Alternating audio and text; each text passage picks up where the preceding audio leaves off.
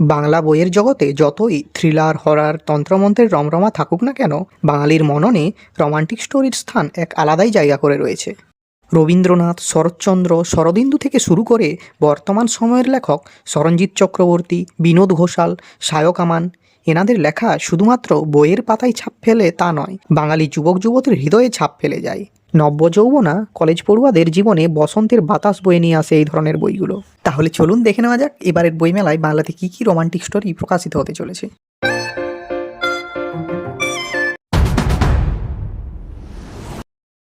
সবার প্রথমেই আমরা যে বইটি নিয়ে কথা বলবো সেটি হলো প্রেমের জাদুকর সরঞ্জিৎ চক্রবর্তীর লেখা বাউল সুতো।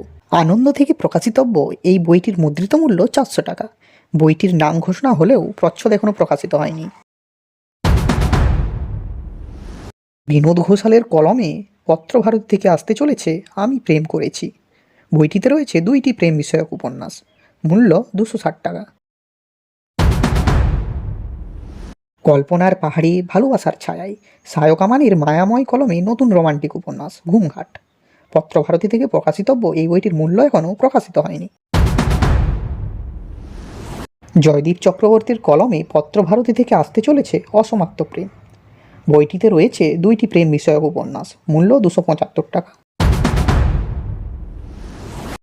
কলকাতা বইমেলায় অরণ্যমন থেকে আসতে চলেছে বিনোদ ঘোষালের আরও একটি রোমান্টিক উপন্যাস এই সব আসা যাওয়া। বইটির মূল্য এখনও প্রকাশিত হয়নি।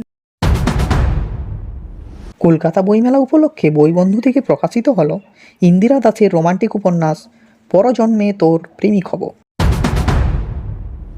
প্ল্যাটফর্ম প্রকাশনী থেকে দীপ্ত মাহান্তির কলমে প্রকাশিত হতে চলেছে রোমান্টিক উপন্যাস যা কিছু প্রেম ঘটিত। বইটির মুদ্রিত মূল্য 325 টাকা। বুকলুক পাবলিশিং হাউস থেকে আসতে চলেছে অভিক দত্তের কলমে না হয় রহিতে কাছে।